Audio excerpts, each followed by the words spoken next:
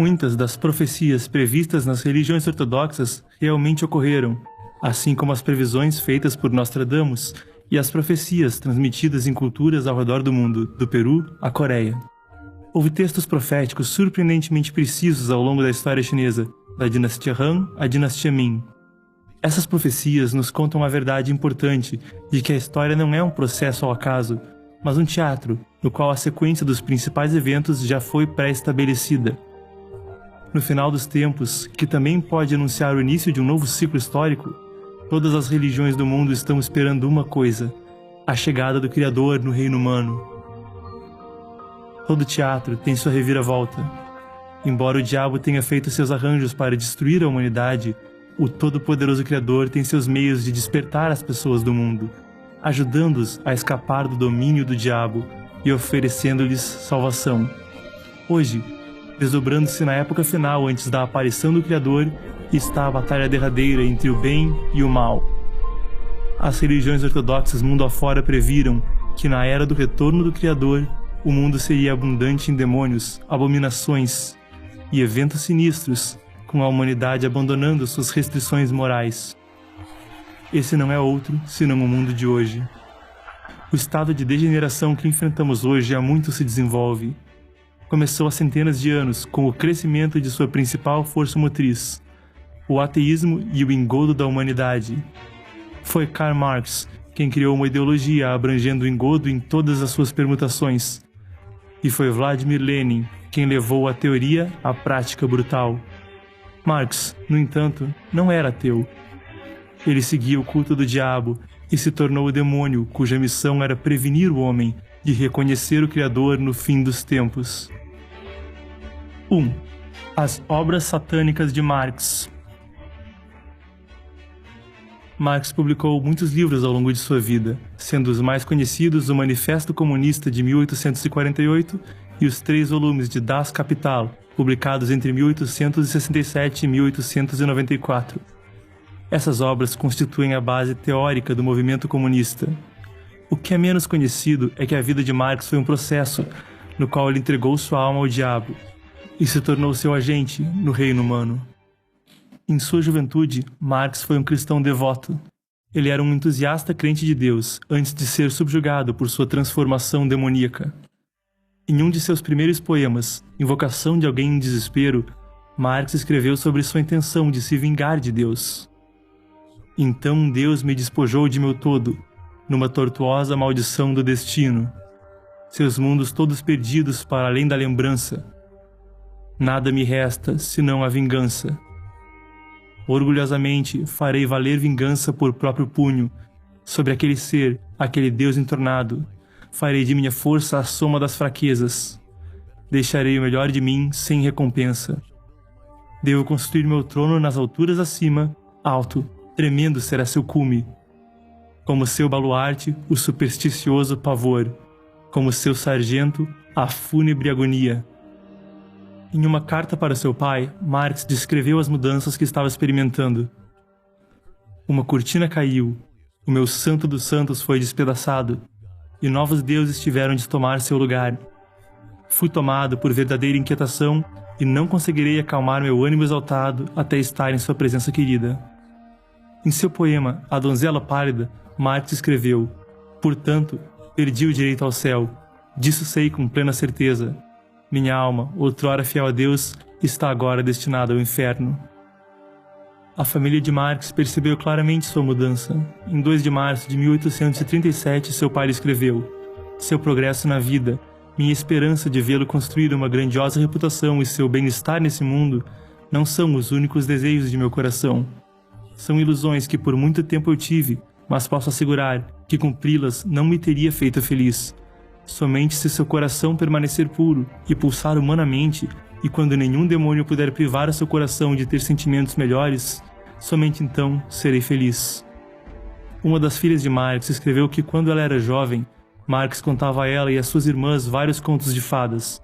Seu preferido era a história turbulenta de Hans Röckle, um feiticeiro que sempre estava com pouco dinheiro e não teve escolha senão vender seus adoráveis bonecos para o diabo. O que Marx vendeu ao diabo por seu sucesso foi sua própria alma. Descrevendo-se em O Violinista, Marx escreveu: "Como assim? Eu afundo e afundo sem cessar. Meu sabre, preto como sangue em sua alma. Aquela arte que Deus não quer nem concebe, ela salta para o cérebro das névoas negras do inferno, até o coração se enfeitiçar, até os sentidos vacilarem. Com Satanás eu firmei o meu acordo. Ele aponta os sinais, dita meu tempo. Eu toco a marcha da morte, veloz e irrestrito." Na biografia, Marx, o autor Robert Paine escreveu que as histórias que Marx contava podem ser vistas como alegoria de sua própria vida, e que ele parecia estar agindo conscientemente em nome do diabo. A alma de Marx voltou-se para o mal. Em sua raiva contra Deus, ele adentrou o culto do diabo. O filósofo político americano Eric Voegelin escreveu: Marx pensava que era um Deus criando um mundo. Ele não queria ser a criatura. Ele não queria ver o mundo sob a perspectiva de uma criatura. Ele queria ver o mundo a partir do ponto de coincidentia oppositorum, isto é, da posição de Deus.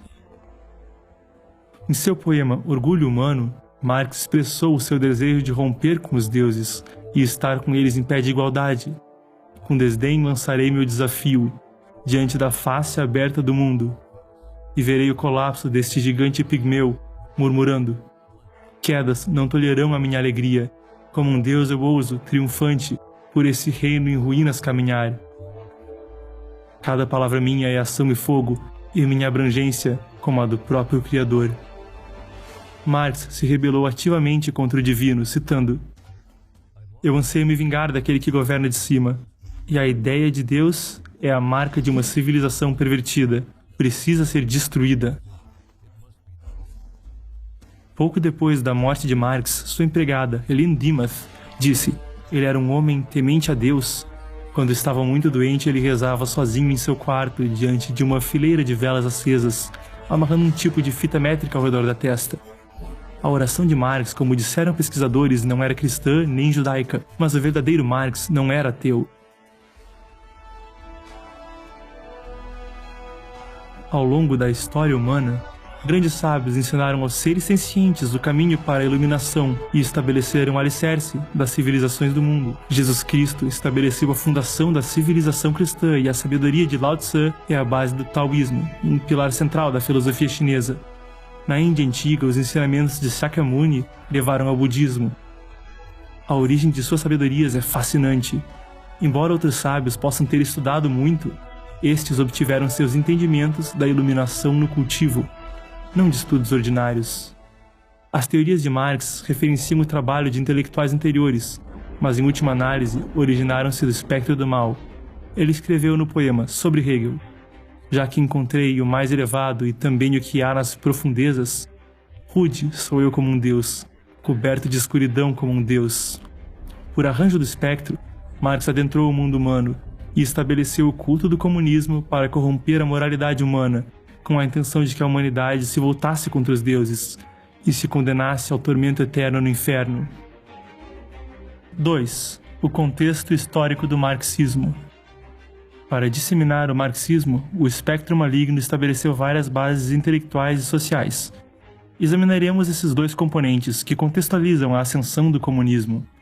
Acadêmicos acreditam que a teoria de Marx foi profundamente influenciada por Hegel e Ludwig Feuerbach.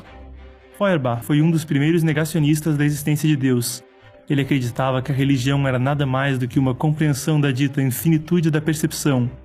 Isso é, as pessoas inventaram Deus projetando nele em escala ilimitada os atributos essenciais humanos. A teoria de Feuerbach esclarece sobre como o comunismo surgiu e se propagou. Avanços na ciência, mecanização, bens materiais, medicamentos e lazer criaram a impressão de que a felicidade existe em função da riqueza material. Portanto, qualquer insatisfação torna-se fruto das limitações sociais. Parecia que com o avanço material e a mudança social, as pessoas teriam maneiras de construir uma utopia sem precisar de Deus. Essa visão é a principal forma através da qual as pessoas são seduzidas e então iniciadas no culto do comunismo. Feuerbach não foi o primeiro a rejeitar o cristianismo e a Deus. Friedrich Strauss questionou a autenticidade da Bíblia e a divindade de Jesus em seu livro de 1835, A Vida de Jesus. Podemos rastrear essas ideias ateístas como vindas do iluminismo nos séculos 17 e 18, ou, se necessário, até a época dos antigos gregos, mas esse não é o objetivo desse livro. Embora o Manifesto Comunista de Marx tenha sido escrito mais de uma década antes da publicação da Origem das Espécies de Charles Darwin, a teoria da evolução deu a Marx aparente embasamento científico. Se todas as espécies naturalmente surgiram como resultado da seleção natural, e os seres humanos são apenas o mais avançado dos organismos, então não há lugar para Deus. Em dezembro de 1860, Marx escreveu sobre a teoria de Darwin para seu colega Friedrich Engels, elogiando A Origem das Espécies como o livro que embasa na história natural o seu ponto de vista. Em uma carta ao filósofo socialista Ferdinand Lassalle, em janeiro de 1862, Marx disse: "O livro de Darwin é muito importante e pode me ser útil como uma base científica natural para a luta de classes na história." A teoria da evolução no campo das ciências naturais e o materialismo no campo da filosofia deram ao marxismo duas ferramentas poderosas para enganar e recrutar seguidores. A sociedade passou por profundas mudanças durante a vida de Marx. Em 1769, os motores a vapor melhorados de Watt deram início à primeira revolução industrial, substituindo pequenas comunidades de artesãos por produção em massa. Avanço técnico na agricultura levou muita mão de obra às cidades e a labuta nas fábricas. O livre comércio criou inovações em vendas e marketing. A industrialização invariavelmente promove o surgimento de cidades e o fluxo de pessoas, informações e ideias. Nas cidades, as pessoas não estão tão conectadas umas às outras em comparação com a vida rural. Em uma cidade, até um marginal pode escrever livros. Após seu exílio da Alemanha, Marx mudou-se para a França, a Bélgica e, em seguida, para a Inglaterra, onde se acomodou nas favelas de Londres. A segunda revolução industrial começou nos últimos anos de Marx, trazendo a luz elétrica, o motor a combustão interna e a fabricação de produtos químicos. A invenção do telégrafo e do telefone revolucionou as comunicações. Cada mudança mergulhava a sociedade em alvoroço, enquanto as pessoas lutavam para se adaptar à nova realidade em meio a mudanças tecnológicas. Muitas não conseguiam acompanhar, levando à polarização entre os que têm e os que não têm, e às crises econômicas, entre outras. Esse alvoroço criou condições férteis para propagar a visão de Marx sobre as normas e tradições sociais, como relíquias opressivas a serem destruídas. Ao mesmo tempo, já que a tecnologia possibilitou transformar a natureza em grande escala, a arrogância da humanidade cresceu. Ao invés de ver o marxismo como resultado de um tumulto social e da tendência intelectual de sua época, esses fatores devem ser entendidos à luz dos planos do diabo, para desestabilizar a humanidade e espalhar o marxismo entre os homens. 3. A Revolução Francesa. O impacto da Revolução Francesa de 1789 foi imenso e abrangente. Destruiu a monarquia, derrubou a ordem social tradicional e deu início a um sistema de governo plebeu. Engels disse: "Uma revolução é, sem dúvida alguma, a coisa mais autoritária que existe. Trata-se do ato no qual uma parte da população impõe a sua vontade a outra por meio de fuzis, baionetas e canhões, meios autoritários, se é que há algum. E se o lado vitorioso não deseja haver lutado em vão, deve manter o seu governo por meio do terror que suas armas instilam nos reacionários." O clube jacobino que assumiu o poder após a Revolução Francesa sabia bem disso. Depois de enviar o rei francês Luís XVI à guilhotina, o reinado de terror do líder jacobino Maximilien Robespierre executou outras 70.000 pessoas, a maioria das quais eram completamente inocentes. Gerações posteriores cravaram no epitáfio de Robespierre: "Vós que passais meu túmulo, não lamentais minha morte, pois estivesse eu vivo, estarias tu no meu lugar." As três políticas de terror político, terror econômico e terror religioso, praticadas pelo clube jacobino na Revolução Francesa, mostraram-se como um prelúdio para a tirania do Partido Comunista. Em um precursor dos assassinatos políticos de Lenin e Joseph Stalin, os revolucionários franceses instituíram o Tribunal Revolucionário e montaram guilhotinas em Paris e outros lugares. Os comitês revolucionários decidiam se um prisioneiro era culpado, enquanto agentes especiais da Convenção Nacional tinham autoridade sobre a hierarquia militar e administrativa. Os sans-culottes, ou os proletários mantinham o status de classe mais revolucionária. De acordo com a Lei de 22 de Prairial, promulgada em 10 de junho de 1794, pré-julgamentos e advogados de defesa foram proibidos, e todas as condenações requeriam a pena de morte. Ao invés das provas, boatos, inferências e julgamento pessoal, todos valiam para o propósito de obter um veredito.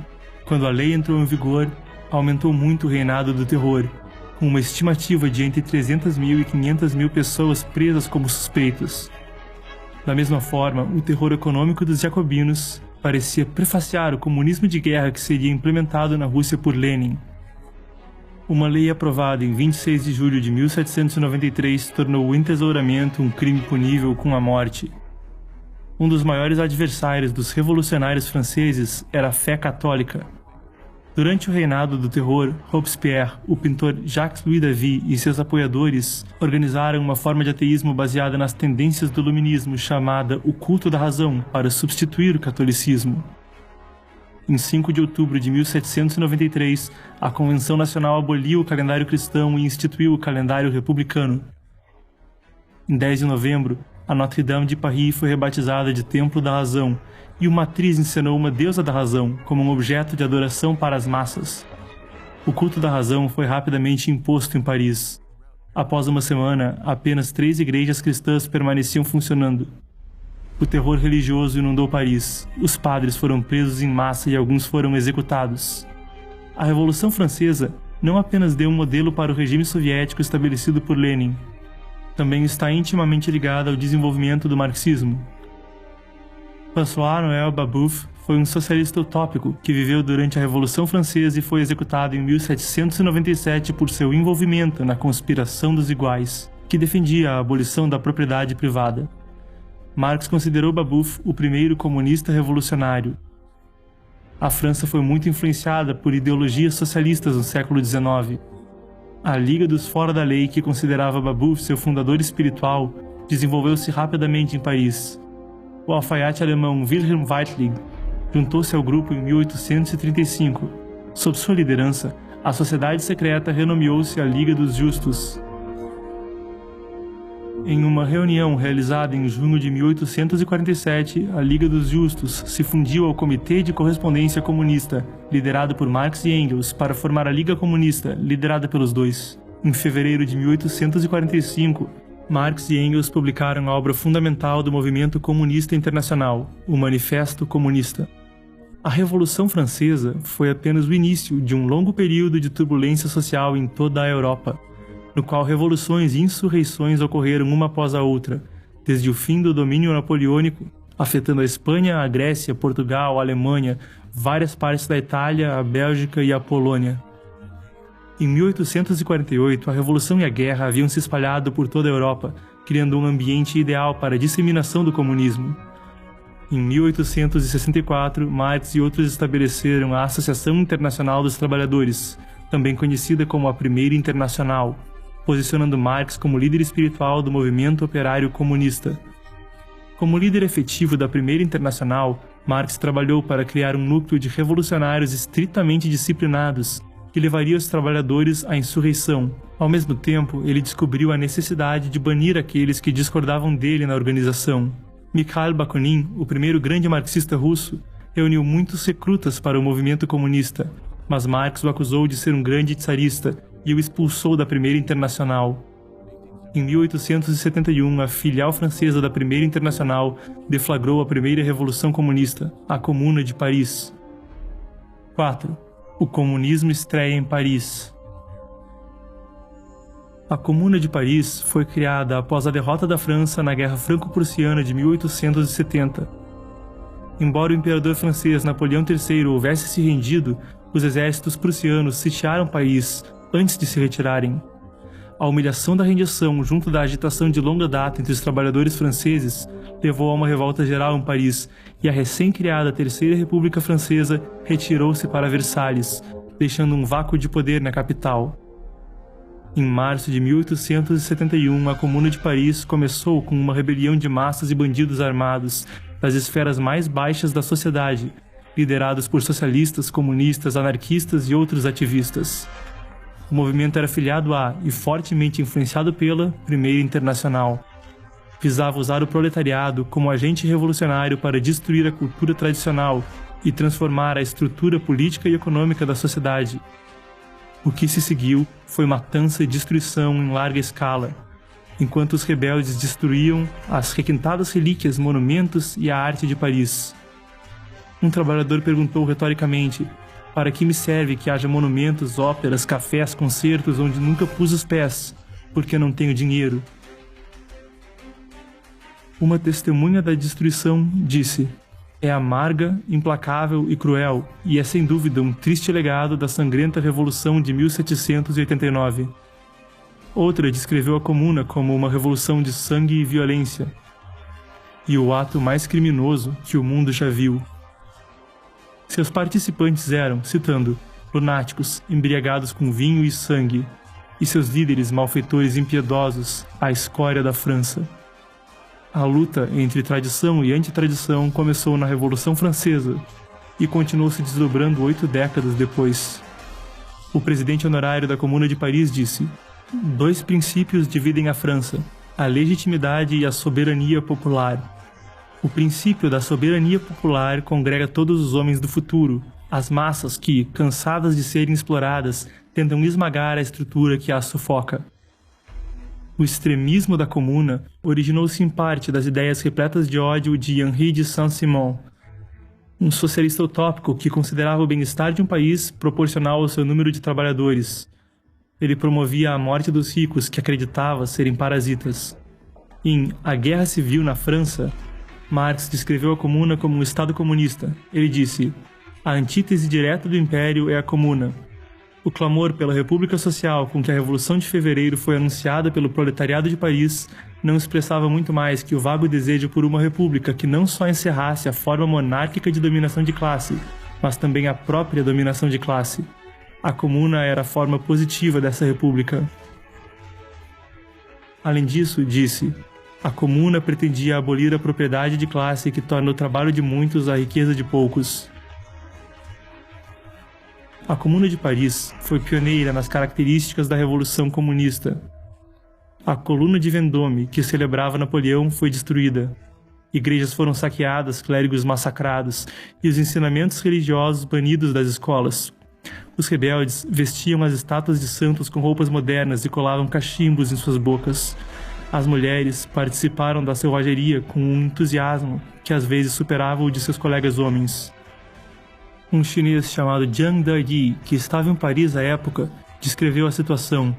Escreveu: os rebeldes não incluíam apenas bandidos homens, mulheres também se juntaram ao tumulto. Elas invadiam prédios altos e se banqueteavam com iguarias. Mas seu prazer durou pouco, porque não sabiam do perigo que os esperava. À beira da derrota, eles saquearam e queimaram edifícios. Tesouros inestimáveis foram reduzidos a cinzas. Centenas de mulheres rebeldes foram presas e admitiram que foram principalmente as mulheres que atearam o incêndio criminoso. O frenesi violento que acompanhou a queda da Comuna de Paris não é surpreendente. Em 23 de maio de 1871, antes da queda da última linha de defesa, as autoridades da Comuna ordenaram um incêndio do Palácio de Luxemburgo, a sede do Senado da França, do Palácio das Tuileries e do Louvre, a Ópera de Paris, a Prefeitura de Paris, o Ministério do Interior, o Ministério da Justiça, o Palais Royal e os restaurantes de luxo e prédios com apartamentos de luxo em ambos os lados da Champs-Élysées também deveriam ser destruídos, ao invés de deixados nas mãos do governo. Às 19 horas, membros da Comuna, carregando alcatrão, asfalto e terebintina, começaram incêndios em diversos locais de Paris. O magnífico Palácio das Tuileries foi destruído pelas chamas. Felizmente, as tentativas dos incendiários de queimar o Louvre nas proximidades foram frustradas pela chegada das tropas de Adolphe Thiers, que extinguiu as chamas. Marx reajustou rapidamente sua teoria após a Comuna de Paris. A única alteração que ele fez no Manifesto Comunista foi que a classe trabalhadora deveria quebrar e destruir o mecanismo do Estado, não simplesmente controlá-lo. 5. Primeiro a Europa, e então o mundo. O manifesto atualizado de Marx tornou o comunismo ainda mais destrutivo por natureza e disseminado em sua influência. Em 14 de julho de 1889, 6 anos depois da morte de Marx, 13 anos depois da dissolução da Primeira Internacional e 100 anos depois da Revolução Francesa, o Congresso Internacional dos Trabalhadores foi revivido. Os marxistas reuniram-se novamente no que historiadores chamam de a Segunda Internacional. Guiados pelo comunismo, bradando slogans como libertem a humanidade e fim às classes sociais, o movimento dos trabalhadores europeus se estabeleceu rapidamente. Lenin disse: os serviços prestados por Marx e Engels à classe trabalhadora podem ser expressos em poucas palavras. Eles ensinaram a classe trabalhadora a conhecer a si mesma, tornar-se consciente de si mesma, e eles substituíram sonhos pela ciência. O diabo usou mentiras e doutrinação para infectar movimentos populares com ideologia comunista. Mais e mais pessoas aceitaram sua ideologia. Em 1914, havia cerca de 30 organizações socialistas mundiais e regionais, e incontáveis mais sindicatos e cooperativas. No início da Primeira Guerra Mundial, havia mais de 10 milhões de filiados sindicais e mais de 7 milhões de membros de cooperativas. Em Como Mudar o Mundo, Reflexões sobre o Marxismo, o historiador Eric Hobsbawm escreveu: nesses países europeus, virtualmente todos os pensamentos sociais, sejam eles ou não de origem política, como nos movimentos socialistas ou trabalhistas, foram visivelmente influenciados por Marx. Simultaneamente, o comunismo começou a se propagar para a Rússia e para o leste, via Europa. De 1886 a 1890, Lenin estudou Das Kapital, e antes disso já havia começado a traduzir o Manifesto Comunista para o russo. Lenin foi preso e depois exilado. No início da Primeira Guerra Mundial, ele morava na Europa Ocidental. A Primeira Guerra Mundial levou ao triunfo do comunismo na Rússia. À época da Revolução de 1917, que derrubou o Tsar Nicolau II, Lenin estava na Suíça. Meio ano depois, estava de volta à Rússia e assumiu o poder na Revolução de Outubro. A Rússia era uma nação com tradições ancestrais, uma vasta população e recursos naturais abundantes. O estabelecimento do regime soviético no território do maior país do mundo foi um grande propulsor para o movimento comunista mundial, assim como a Primeira Guerra Mundial ajudou a ascensão dos comunistas russos. A Segunda Guerra Mundial levou o movimento comunista a se proliferar por toda a Eurásia e a engolir a China. Stalin disse: essa guerra é diferente das guerras do passado. Quem ocupa um território também lhe impõe seu próprio sistema social. Após a Segunda Guerra Mundial, a União Soviética tornou-se uma superpotência armada com armas nucleares e manipulou assuntos globais para promover o comunismo em todo o mundo. Winston Churchill disse: uma sombra caiu sobre as cenas tão recentemente iluminadas pela vitória dos aliados. Ninguém sabe o que a Rússia Soviética e sua Organização Comunista Internacional pretendem fazer no futuro imediato, ou quais são os limites, se houver algum, às suas tendências expansivas e proselitistas. Durante a Guerra Fria, o mundo livre se envolveu em um confronto feroz com a presença comunista que se espalhava por 4 continentes. Como um símbolo taoísta do Taiji, uma metade era o comunismo frio e a outra metade era o comunismo quente. As nações do mundo livre e democráticas em forma lentamente se tornaram socialistas em essência.